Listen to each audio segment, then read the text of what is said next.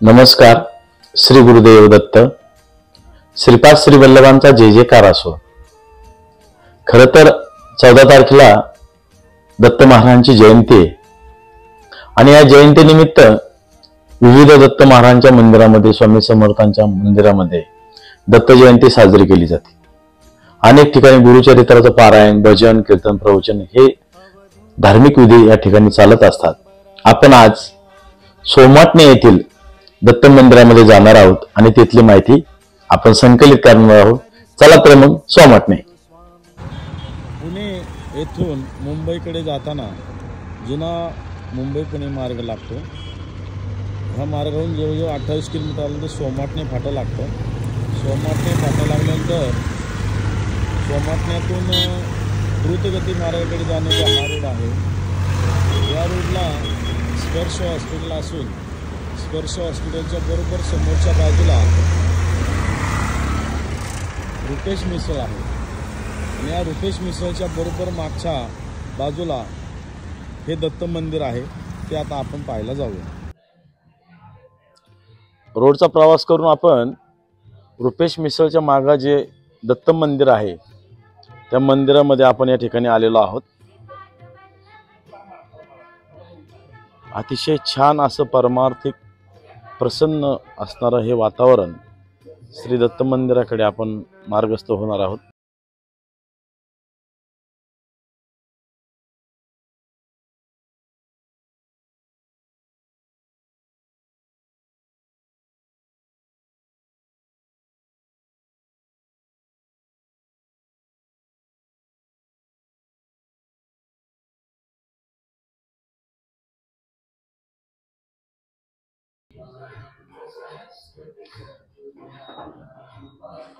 ब्रह्मा, विष्णू आणि महेश यांचं एकत्रित असं रूप आपण दत्त महाराजांच्या रूपाने या ठिकाणी पाहत आहोत. अतिशय प्रसन्न असं वातावरण.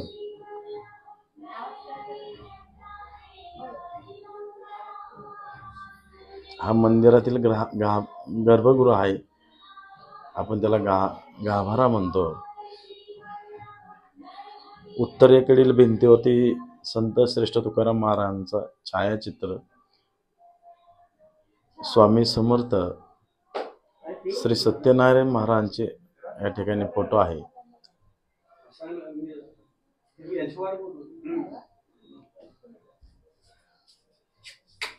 अतिशय सुंदर विलोभनीय वस्त्र अलंकारांनी सजवलेली ही मूर्ती आपणास या ठिकाणी पाहायला मिळत आहे. या ठिकाणी सुद्धा ओम नमः शिवाय असणारे महादेवाची पिंड, गणपती बाप्पा, गुरुदेव दत्त, शंख, धूप, दीप, घंटा, श्रीकृष्ण आणि विठोबा रखुमाईची मूर्ती देखील या ठिकाणी मंदिरात ठेवण्यात आलेली आहे.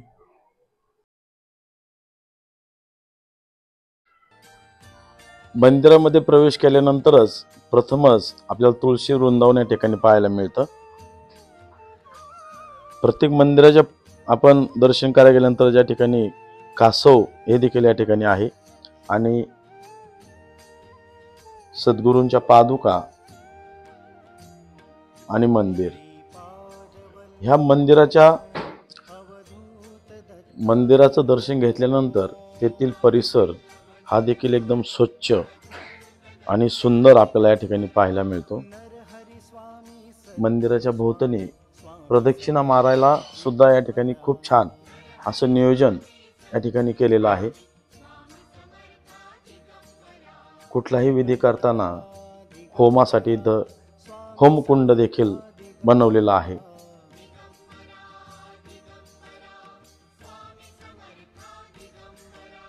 हा झाला प्रदक्षिणा मार्ग.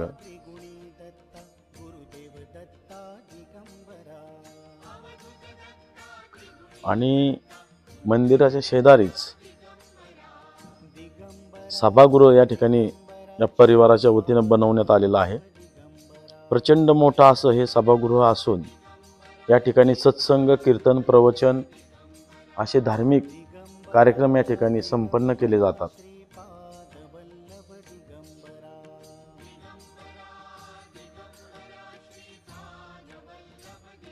खूप छान असं हे सभागृह एका वेळेस 100 ते 150 लोकां या ठिकाणी बसू शकतात, एवढा हा सभागृह मोठा आहे.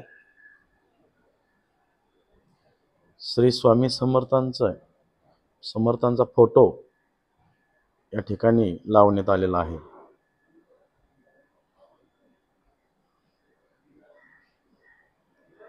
दरवर्षी दत्त जयंतीला गुरुचरित्र पारायण या ठिकाणी संपन्न होत असतं. दरवर्षी दत्त जयंतीला मंदिरामध्ये अनेक प्रकारचे विविध कार्यक्रम या ठिकाणी घेतले जातात. त्याच्यामध्ये कीर्तन, प्रवचन, सत्संग, नामस्मरण आणि विशेष म्हणजे गुरुचरित्राचं पारायण या ठिकाणी संपन्न केलं जातं.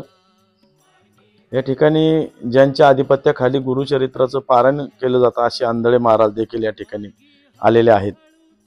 या मंदिराची स्थापना ज्यांनी केली असे रुपेश मुरे, त्यांचे बंधू संतोष मुरे, हे दोन्हीही बंधूच्या प्रेरणेनं हे मंदिर या ठिकाणी स्थापन झालं. आणि विशेष म्हणजे हे जे मंदिर या ठिकाणी आपल्याला पाहायला मिळते अशी नित्यसेवा हे रुपेश मुरे या ठिकाणी रोज करत आहे. एक नवचैतन्य या मंदिरामध्ये आपणास पाहायला मिळतं. दूरवरून अनेक दत्तभक्त या मंदिरामध्ये दर्शनासाठी येतात.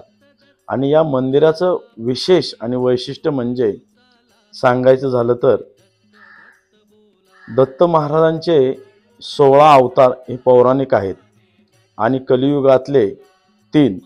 त्याच्यामध्ये श्रीपाद श्रीवल्लभ हे प्रथम, द्वितीय अवतार हे नरसिंह सरस्वती आणि तृतीय श्री स्वामी समर्थ. श्रीपाद श्रीवल्लभांच्या चरित्रामृतामध्ये सांगितल्याप्रमाणे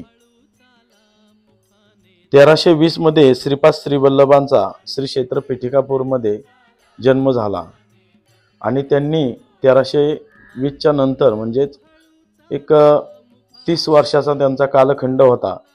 त्या 30 वर्षाच्या कालखंडामध्ये त्यांनी अनेक गोष्टी त्या सांगितल्या आणि त्या आज या कलियुगामध्ये तंतोतंत खऱ्या होत आहे. श्रीपाद श्रीवल्लभांचं चरित्रामृत ज्यांनी लिहिलं असे शंकर भट्ट, त्यांच्याकडे श्रीपाद श्रीवल्लभांच्या ताम्रपादुका होत्या. या ताम्रपादुका नंतर हिरण्य लोकात आल्या. हिरण्य लोकात त्या ताम्रपादुका सुवर्ण झाल्या.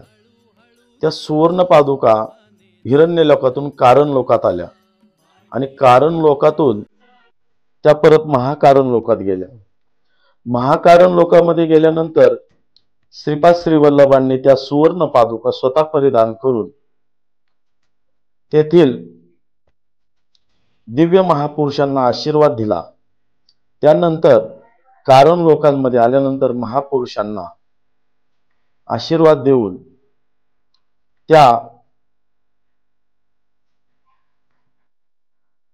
महापुरुषांच्या उपस्थितीमध्ये सुवर्ण विमानाने त्या सुवर्ण पादुका श्री क्षेत्र पिठापूर या ठिकाणी आणण्यात आल्या. 360 फूट खोल त्या पादुकांची स्थापना करण्यात आली.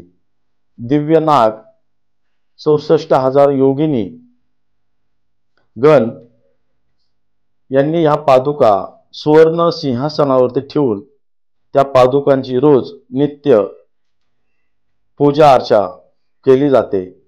आणि बरोबर त्या पादुकांच्या वरतीच श्री क्षेत्र पिठिकापुरम हे भौतिक स्वरूपात आज आपल्याला पाहायला मिळतं.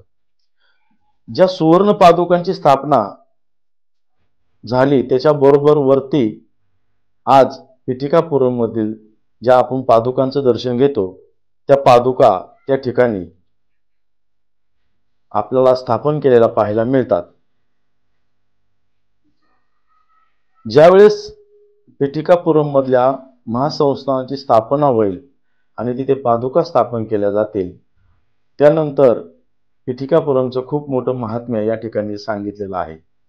आणि त्या पादुकांच्या वरती येथील मंदिराचे भक्त संतोष मुरे आणि रुपेश मुरे यांनी चांदीच्या पादुका बनवल्या आणि या चांदीच्या पादुका आम्ही सर्वजण घेऊन गेलो.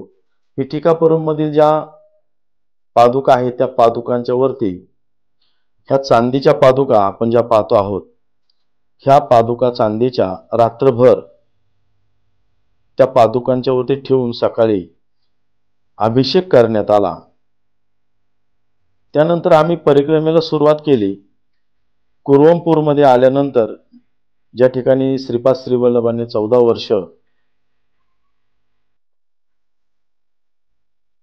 वर्ष त्या ठिकाणी ते राहिले. तपभूमी, ज्ञानभूमी आणि कर्मभूमी म्हणून कुरवंपूरची ओळख आहे. ह्या कुरवंपूरच्या पादुका ज्यावेळी सकाळी 9 वाजता अभिषेक होतो आणि सर्व वस्त्र अलंकार तेथील पुजारी कृष्णा नदीमध्ये आंघोळीला घेऊन जातात, त्यावेळेस या पादुका देखील त्या अलंकारासोबत त्या कृष्णा नदीमध्ये स्नान करायला नेल्या होत्या. आणि कुरवंपूरच्या पादुकांच्या वरती शेजारीच ह्या पादुका ठेवून ह्या पादुकांच्या वरती सुद्धा अभिषेक करण्यात आला. त्यानंतर गाणगापूरमध्ये देखील नरसिंह सरस्वतींच्या ज्या निर्गुण पादुका आहेत, या पादुकांच्या वरती देखील पूजा करून विधी करण्यात आला.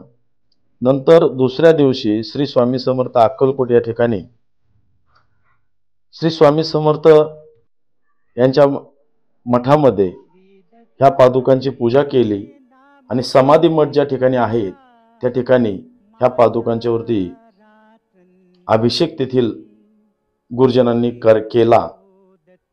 अशा ह्या परिक्रमेमध्ये ह्या पादुकांच्या वरती ज्या ज्या ठिकाणी दत्त महाराजांचा सहवास लाभला, ज्या ठिकाणी दत्त महाराज राहिले, आपल्या लीला दाखवल्या, त्या प्रत्येक मंदिरामध्ये या चांदीच्या पादुका जाऊन परिक्रमा करून अभिषेक करून या ठिकाणी या स्वामाटण्याच्या मंदिरामध्ये आलेल्या आहेत. आपण कधीही या. अगदी पुणा स्टेशनपासून 28 किलोमीटरवरती हे सोमाटणे गाव लागतं आणि जुना पुणे मुंबई महामार्गालगतच सोमाटणे हे गाव आहे. द्रुतगती मार्गाकडे जाण्याचा जो मार्ग आहे, अगदी 2 मिनिटाच्या अंतरावर रुपेश मिसळ म्हणून आहे. ह्या रुपेश मिसळच्या अगदी मागच्या बाजूला हे छानसं मंदिर, छानशी मूर्ती या ठिकाणी आपल्याला पाहायला मिळेल. आता दत्त जयंती आलेली आहे. या दत्त जयंतीनिमित्त दरवर्षी दत्त जयंतीला मंदिरामध्ये गुरुचरित्राचं पारायण या ठिकाणी संपन्न होत असतं. हे पारायण संपन्न होत असताना जवळजवळ 9 दिवसाचा हा सोहळा या ठिकाणी पार पडत असतो. ज्यांच्या आधिपत्याखाली हा सोहळा संपन्न होत असतो असे श्री हरिभक्त परायण माधव महाराज आंधळे या ठिकाणी उपस्थित आहेत. आजचा योगायोग बघा की आंधळे महाराज सुद्धा यांची भेट आपली झालेली आहे. त्याचं कारण असं आहे की ते कीर्तन प्रवचन करत संपूर्ण महाराष्ट्रभर ते भ्रमण करीत असतात. पण आजचा योगच खूप छान आहे की त्यांची सुद्धा भेट या ठिकाणी झालेली आहे. तर महाराज, आपल्याला या मंदिराबद्दल काय वाटतं? या मंदिरामध्ये ज्या वेळेला मी गुरुचरित्राच्या पारायणासाठी येऊ लागलो त्यावेळेला की असं परक काही आहे असं कधी मला वाटलं नाही. कारण दत्तप्रभूच्या मंदिरामध्ये सूर्य उदयाला 33 कोटी देव रोज दर्शनाला असतात असं श्रीधर स्वामींच्या ग्रंथामध्ये सांगितलेलं आहे. ते माझे वाचनात गेलेलं आहे. मग जिथं 33 कोटी देव ज्या मंदिरामध्ये दर्शनाला येतात त्या ठिकाणी माझं दर्शन होते म्हणजे याच्यापेक्षा आणखीन वेगळा आनंद काय मला असू शकतो. जे पिठापूरला जे दर्शनाचा जो आनंद होतो किंवा अक्कलकोटला जो स्वामींच्या दर्शनाचा आनंद होतो, निश्चित तोच आनंद या ठिकाणी आल्यानंतर सुद्धा तोच आनंद, तेच प्रेम, तोच भाव या ठिकाणी निश्चितच असतो. आणि ज्या दिवसापासून मी या ठिकाणी येतो त्या दिवसापासून आजपर्यंत तो आनंद द्विगुणितच होत गेला, वाढतच गेला. पण त्याच्यामध्ये काही असं थोडीशी न्यूनता आली नाही किंवा कधी उदास कधी वाटलं नाही. वरचीवर या ठिकाणची शोभा असेल, रमणीय ठिकाण असेल, सुशोभितकरण असेल, हे वाढत चाललेलं आहे. तसंच दर्शनाला येणाऱ्यांची संख्या सुद्धा या ठिकाणी वाढत गेलेली आहे. अगदी या परिसरामध्ये हे मंदिर निश्चितच काही दिवसानंतर नावलौकिक होईल असं मला वाटतं, कारण हे जागृत अशा प्रकारचं देवस्थान आहे. माझ्या ज्ञानामध्ये या ठिकाणी आल्यापासून सुद्धा बऱ्याच प्रकारे भर पडत गेली. आणि विशेष म्हणजे की पिठापूरच्या पादुकांचं दर्शन घेतल्यानंतर जो आनंद होतो, किंवा कुंवरपूरच्या दर्शनाचा जो आनंद आहे, किंवा गाणगापूरच्या तीर्थक्षेत्राचा जो दर्शन घेतल्याचा आनंद आहे, किंवा गाणगापूरच्या तीर्थक्षेत्राचा जो आनंद आहे, निश्चित तोच आनंद या ठिकाणी सुद्धा प्राप्त होतो. त्याच्यामध्ये काहीही शंका घेण्याचं कारण नाहीये, कारण त्याच ठिकाणी स्पर्श झालेल्या चांदीच्या पादुका या ठिकाणी असल्या कारणामुळं पादुका या ठिकाणी स्थापन झाल्यापासून त्या ठिकाणचा आनंद आणि या ठिकाणचा आनंद याच्यामध्ये काहीच मला फरक वाटत नाहीये. म्हणून नेहमी असणारे या ठिकाणचं वाट पाहत असतो की कधी इथल्या मला गुरुचरित्राच्या पारायणाचं आमंत्रण येतंय, कधी आमंत्रण येतंय. आज निश्चित फोन आला, तुमचाही फोन आला, एवढा आनंद झाला की निश्चित असा आनंद मग परत कधी जीवनामध्ये भेटतो का नाही अशी मला शंका आहे. या मंदिराची स्थापना ज्यांनी केली असे रुपेश शेठ मोरे हे देखील या ठिकाणी उपस्थित आहेत. तर त्यांच्याशी आपण मंदिराबद्दल थोडीशी माहिती जाणून घेऊयात. सन्माननीय या मंदिराचे मुख्य प्रवर्तक रुपेश भाऊ मोरे हे आपल्याला या मंदिराची स्थापना कशी झाली हे थोडक्यात सांगते. अवधूत चिंतन श्री गुरुदेव दत्त श्री स्वामी समर्थ. प्रथमतः आज ज्यांच्यामुळं आमचा या ठिकाणी व्हिडिओ चॅनल यूट्यूब चॅनलच्या द्वारे आज या ठिकाणी ज्यांनी नव्याने सुरू केला असे आमचे मार्गदर्शक कवजेगावचे हरिभक्त परायण आमचे मित्र, कायम सतत त्यांचा प्रत्येक दत्त जयंतीला त्यांचा मार्गदर्शन आम्हाला या ठिकाणी घडत असतं. त्यांना आम्ही या दत्त ट्रस्टच्या वतीनं त्यांचं हार्दिक स्वागत आणि अभिनंदन करतो की आज त्यांच्यामुळं आज आपल्याला या मंदिराची माहिती आपल्याला मिळणार आहे. त्यांचं मनापासून त्यांचा धन्यवाद व्यक्त करतो. खरं तर मंदिराला अगदी लहानपणापासून आमच्या कुटुंबामध्ये एक अध्यात्म जोपासलेलं आज आमच्या वडिलांकडनं आम्हाला शिकायला मिळालं, आई वडिलांकडनं शिकायला मिळालं. कारण लहान वयापासून आमच्या घरामध्ये कुटुंबामध्ये नवनाथ पारायण असो, श्री गुरुचरित्र पारायण, संत तुकाराम गाथा, ज्ञानेश्वरी या आमच्या कुटुंबामध्ये सतत वाचन चालू असल्यामुळं एक अध्यात्माची ओढ निर्माण झाली. मग गुरु म्हणजे काय? गुरुविने भक्ती नाही. मग गुरु कोण आहे? ब्रह्मांडाचे दाते कोण आहेत? ब्रह्म, विष्णू आणि महेश. मग ब्रह्माने उत्पत्ती तयार केलेली आहे आणि विष्णूने काय केलेले? विश्वाचं गुरुपद स्वीकारलं आणि महादेवाने कायदा म्हणजे विश्वाचं नियम बनवायचं काम शंकरांनी केलेलं आहे. तर मग गुरुपद स्वीकारलं म्हणजेच आपले गुरु आहे, विश्वाचे गुरु आहे. म्हणून प्रथमतः मी गुरुपद स्वीकारलं आणि पुढील मार्ग म्हणजे वाचन चालू असताना आम्हाला संत संगत आम्हाला लाभत गेली. अनेक महांत संत या ठिकाणी आमच्या घरामध्ये वास असल्यामुळे आमचे गुरुवर्य मुळशी तालुक्याचे अविनाश आश्रम मठ धुमाळ महाराज बाबा यांचा आशीर्वाद आम्हाला लागला आणि त्यांच्या प्रेरणेतूनच 18/12/2003 मध्ये या मंदिराची स्थापना झालेली आहे. मग ती स्थापना कशी झाली? त्याच्या जोडीलाच वासुदेव आश्रम उर्शे मठ संन्यासी बाबा बाळकृष्ण महाराज यांच्या आशीर्वादाने त्यांच्या प्रेरणेनेच आम्ही या ठिकाणी मुंबईमधून माधव बागेतून 1 रुपया 10 पैसे 10 रुपये आम्ही गोळा करून ही मूर्ती आम्ही ह्या ठिकाणी या वास्तूमध्ये मंदिरामध्ये आणली. तर हा कार्यक्रम जवळजवळ 3 दिवस प्राणप्रतिष्ठेला लागला.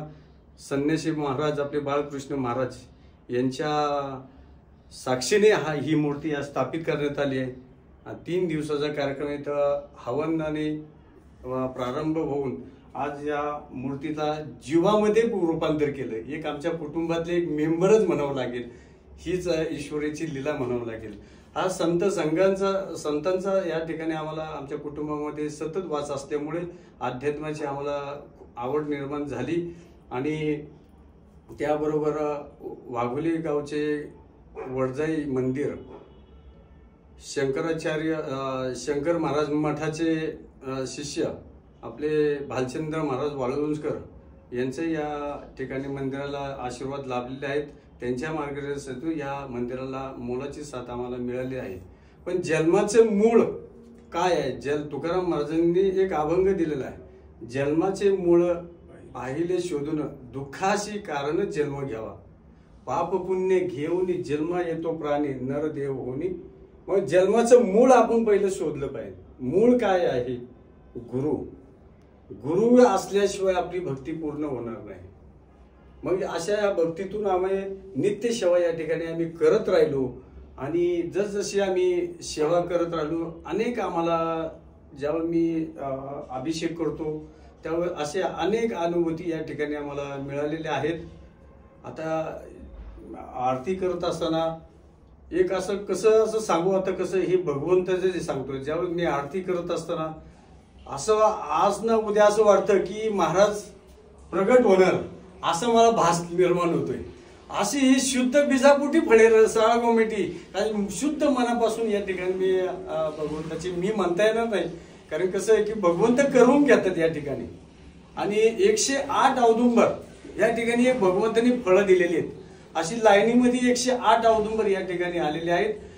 पण 108 औदुंबर आले असताना ज्यावेळेस भगवंताची सेवा करत असताना जे भगवंताने जे आम्हाला अनुभूती म्हणून एक फळ म्हणून 108 मंदिराचं एक छोट्या वृक्षातून जर मोठ्या वृक्षामध्ये रूपांतर करायचं असेल तर काहीतरी एक फळ म्हणून सेवकाला द्यायचं, तर इथं आवक जावक सेवेकरांची व्हावी म्हणून एक फळ म्हणून 108 झाडं या ठिकाणी मंदिराच्या समोर एका लाईनीमध्ये आलेले आहेत. आणि ते आपण ती जागा पाहू शकता. या समोरच मंदिराच्या समोरच एका लाईनीमध्ये आली. ज्यावेळी सेवकरी येतात त्यावेळी म्हणतात ही एवढी 108 झाडं कशी काय आली, तुम्ही लावलीत का? पण आम्हाला सांगावं लागतं की ही झाडं आम्ही स्वतः लावलेली नाही, ते भगवंताचं फळच आहे. पण भवितव्यामध्ये काय होतं, महाराजांची आम्ही चर्चा केली की बाबा असा विषय झालेला आहे. तर पण महाराजांनी आम्हाला सांगितलं की हे जे आहे ते बरोबर आहे, पण भवितव्यात ते आपल्या मंदिराला त्रासदायक होणार आहे.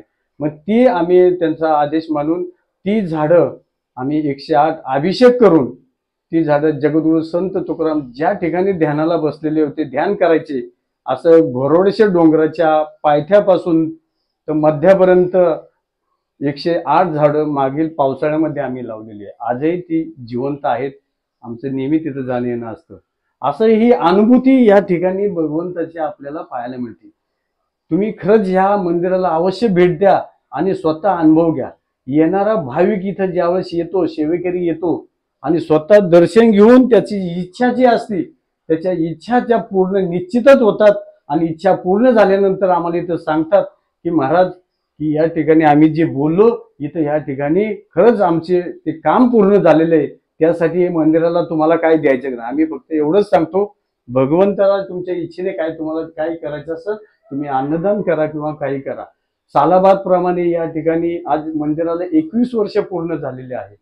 आणि या सेवेतूनच जे सर्वात मोठा मोलाचा वाटा असेल, दत्त जयंती साजरी होत असेल तर आमचे गुरुवर्य आंधळे महाराज यांच्या मार्गदर्शनासाठी ज्यावेळेस सुरुवातीला पारायण चालायचे त्या 3 ते 4 सेवेकरी पारायणाला बसायचे. तर महाराजांना आम्ही सांगायचं हे आपण मंदिरात बसलोय, पण 3 ते 4 महिला जर पारायणाला बसलं तर हे कसं व्हायचं.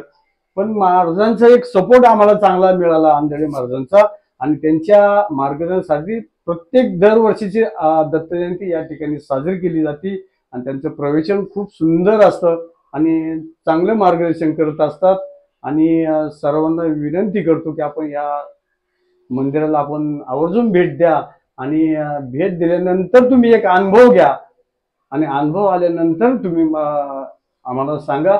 आणि या ठिकाणी जे यूट्यूब चॅनलचे जे संस्थापक आहेत आमचे मित्र संजीव कुमार बोडके महाराज या ठिकाणी आले आणि त्यांनी या ठिकाणी एक छोटीशी माहिती आपल्यापर्यंत पुरवण्याचं काम मी छोटं गावाने पुरवण्याचं काम केलं. त्यांना मनापासून त्यांना आम्ही धन्यवाद व्यक्त करतो आणि आभार व्यक्त करतो. आणि सातच असं सांगतो की कारण का सकाळी जे मी पाहतो जेव्हा आरती चालू असती आधीमध्ये भगवंताचं जे श्वान आपण जे म्हणतो जे ते कुत्र सुद्धा बघा जेव्हा मी एकटा आरती करत असतो तर ते पाठीमागे उभं राहून ते शंख वाजवित असतं. हे पुढलं प्रतीक म्हणावं लागेल. दिवसभरामध्ये सकाळी 6:30 ते 7 100 ते 150 पक्षी या मंदिराच्या वरती खेट्या घालत असतात. असं हे निसर्गमय रम्य या वातावरणामध्ये पक्ष प्रत्येक जीव या मंदिराच्या जवळ आलेला आहे. आणि इथं या ठिकाणी मी आपला धन्यवाद व्यक्त करतो आणि दिलेली सेवा महाराजांच्या समर्पित करून अवधूत चिंतन श्री गुरुदेव दत्त श्री स्वामी समर्थ महाराज की जय. रुपेश भाऊ मोरे यांच्या सुवेद्य पत्नी आहेत. या देखील रोज मंदिरामध्ये नित्यसेवा, मंदिरामध्ये नैवेद्य असेल, आरतीमध्ये सहभाग असेल, इतर महिलांना आरतीसाठी बोलवणे, ह्याच्या काही छोट्या मोठ्या सेवा पण अतिशय महत्वाच्या ह्या रोज त्या कुठलाही स्वार्थ मनामध्ये न ठेवता नित्यनियमाने करणाऱ्या अशा ह्या आमच्या वहिनी तुम्हाला काय वाटतं या मंदिराबद्दल किंवा तुमचा अनुभव काय? अनुभव म्हटलं तर एक अनुभव मला 2 वर्षापूर्वीचा सांगायचा आहे. 2 वर्षापूर्वी पारायण झालं. त्याच्यानंतर चालले होते की आपल्याला गिरनारला जायचं, सगळ्यांचं चाललं होतं, पूर्ण ग्रुप जायचा होता. पण काही कारणास्तव मला जाता नाही आलं. म्हणून तो एक अनुभव मला शेअर करायचा आहे की हे गिरनारला गेले त्यावेळेस 3ऱ्या दिवशी मी आपल्या हॉटेलवरून घरी चालले होते. 11-11:30चा टाइम असेल. घरी जात असताना मला तिथे एक मुंगूस दिसलं. एक मुंगूस आलं माझ्याकडं पाहत ते उभे राहिले. ते मी पाहत होते पण मला मनात इच्छा झाली की मी गिरनारला आले नाही पण मला एक दर्शन म्हणून दत्तगुरूंनी दिलंय ते म्हणत असताना दुसरं एक मुंगूस त्याच्या बाजूला येऊन उभं राहिलं. ते उभं राहिलं असता मी तिथंच उभे राहिले आणि मी तेच पाहत राहिले. त्याच्यानंतर 3रं मुंगूस येऊन त्याच्या बाजूला उभं राहिलं आणि ते पाहून मध्ये उंच असं एक मुंगूस आणि दोन्ही बाजूला 2 मुंगूस उभे राहिले. असे 3 मुंगसांनी मला त्याला साक्षात दर्शन दिलं. त्यामुळे माझ्या मनात एक विचार आला, साक्षात मला दत्तगुरूंनी एक मला दर्शन दिलं आणि तेव्हापासून म्हणले मला कुठं जाण्याची गरज नाही, मला सगळं दत्तगुरूंचं दर्शन हे मला माझ्या दत्तगुरूंपाशीच भेटतंय, बाकी मला कोणत्या देवापाशी जायची गरज नाही. हा अनुभव माझ्या इतका मनात राहिलेला आहे की मला दुसऱ्या देवापाशी कुठे जरी गेले, कुठं जरी उभे राहिले तर मला पहिलं ओम श्री गुरु दत्तात्रय श्रीपाद श्री वल्लभाय नमः हा मंत्र माझ्या नेहमी तोंडात येत राहतो आणि माझ्या मनात कायमस्वरूपी तोच मंत्र असतो आणि मी तोच म्हणत राहते. हा अनुभव मला आयुष्यात कधीच न विसरण्यासारखी गोष्ट आहे ती मला देवांनी दिली. बस. सर्व दत्त भक्तांना विनंती आहे की आता दत्त जयंती आलेली आहे, त्या निमित्ताने या सोमाटणे येथील श्री दत्त महाराजांच्या मंदिरामध्ये आपण येऊन या ठिकाणी दत्त महाराजांचं दर्शन घ्यावं. ज्या परिक्रमेमध्ये सर्व म्हणजे कोरमपूर असेल, गाणगापूर असेल, अक्कलकोट असेल, त्याच्यानंतर पिठापूर असेल, या सर्व पादुकांच्या वरती अभिषेक करून ह्या ज्या पादुका या मंदिरामध्ये आलेल्या आहेत होत असते. साक्षात या सर्व क्षेत्रांचं दर्शन मिळाल्याचा आनंद या पादुकांचा दर्शन घेतल्यानंतर आपणास 100% मिळणार आहे. आणि सर्व दत्त भक्तांना विनंती आहे की आपण दत्त जयंतीपर्यंत अवश्य या मंदिराला भेट द्या आणि आपलं जीवन कृतार्थ करा. ओम राम दत्तात्रयाय नमः. श्रीपाद राजम शरणम प्रपद्ये, श्रीपाद राजम शरणम प्रपद्ये. शीर्षे पाव उंगलिया शरणम शरणम, शीर्षे पाव उंगलिया शरणम शरणम.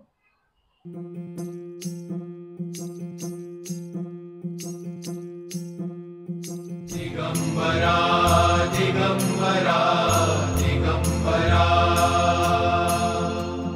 दिगंबरा दिगंबरा दिगंबरा दिगंबरा दिगंबरा श्रीपाद वल्लभ दिगंबरा दिगंबरा दिगंबरा श्रीपाद वल्लभ दिगंबरा. तुझ्या नामाचा गजर चहुदिशी गर्जला, तुझ्या नामाचा गजर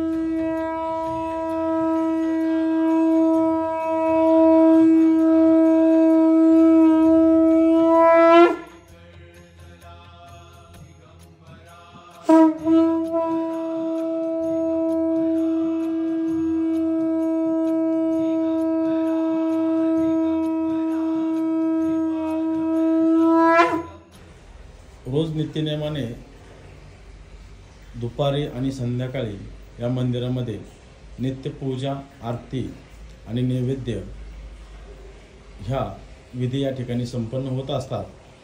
आता आरतीची वेळ झालेली आहे आणि आरती या ठिकाणी चालू होत आहे. हरि ओम नागेंद्रहाराय त्रिलोचनाय भस्मांगरागाय महेश्वराय नित्याय शुद्धाय दिगंबराय तस्माय कराय नमः शिवाय.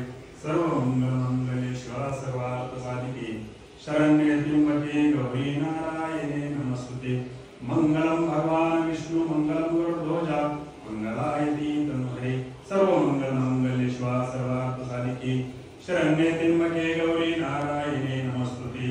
सुखकरता दुःखहर्ता भवतारिणाची गुरुवे गुरुवे प्रेम कृपादयाची सर्वांगी सुंदराची सेंदुराची कंठी धरते माळ मुक्ताभराची. देव देव जय मंगलमूर्ती होते मंगलमूर्ती. दर्शनात्रे मन स्मरणात्रे मन कामना प्रती. जय देव जय देव. कथित परात गौरी कुमारा चंदनाची मुठे कुंकुम केशरा. हिरे जैस मुठ सोबतो बरा रुंधुंते नुपुरे चरणी घागरिया. जय देव जय देव जय मंगलमूर्ती हो श्री मंगलमूर्ती. दर्शनात्रे मन स्मरणात्रे मन कामना पुरती. जय देव. लंबोदर पीतांबर परिवर वंदना सरल सोंड वक्र सोंड त्रिनयना. हो स्वामी गौरुका हरती उवाळिता हरि भव चिंता. जय देव जय देव. सभायाभ्यंतरी डोले करत अभाग्याची कैशी कळली ही मात. पराही व्रता देती कैसा हेत जन्म मरणाचा पुसला शेतंत.